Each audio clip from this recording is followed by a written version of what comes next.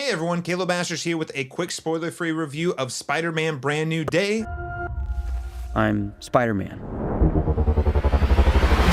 Overall, I have a lot of very mixed feelings about Spider-Man Brand New Day. On the positive side, I'm very happy to report that after spending a decade fighting a bunch of Tony Stark's battles for him, traveling to outer space, or even taking a deep dive into the multiverse, that Spider-Man is back in New York City. It starts as a back to the basics Spider-Man story about loss, isolation, and loneliness. Most crucially, it remembers that Peter Parker's greatest battles are not fighting supervillains in the streets of New York City, but rather they are fought in the everyday struggle to balance the competing responsibilities of Spider-Man, taking care of New York City, fighting crime, being there for the people that he loves the most, and also finding a way to take care of himself and provide for his own needs. And I would say that this film is at its best when it's leaning on the chemistry and genuinely heartfelt scenes between the core trio that we've seen in the previous films, that is Peter Parker, MJ, and Ned, and then also give a huge shout out to one of my favorite additions to this film, which is John Barenthal's Frank Castle, aka the Punisher. And I'd also even say that Sadie Sink's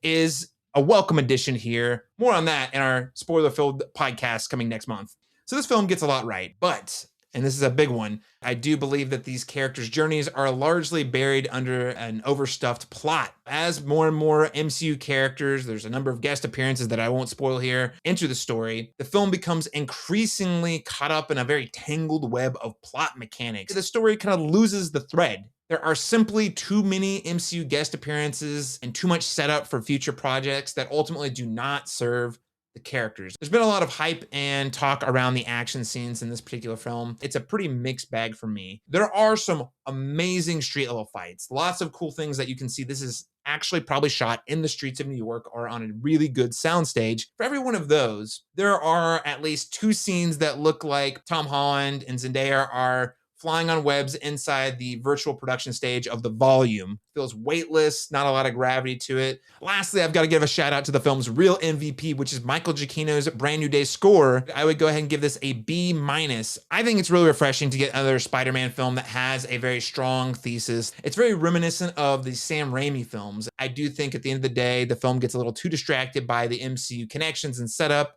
to really fully land that plane emotionally. Thanks for follow the Cinematropolis on your social media profiles and subscribe to our podcast, The Cinematic Schematic, in order to get our in-depth spoiler-filled discussion of Spider-Man Brand New Day coming at you next month.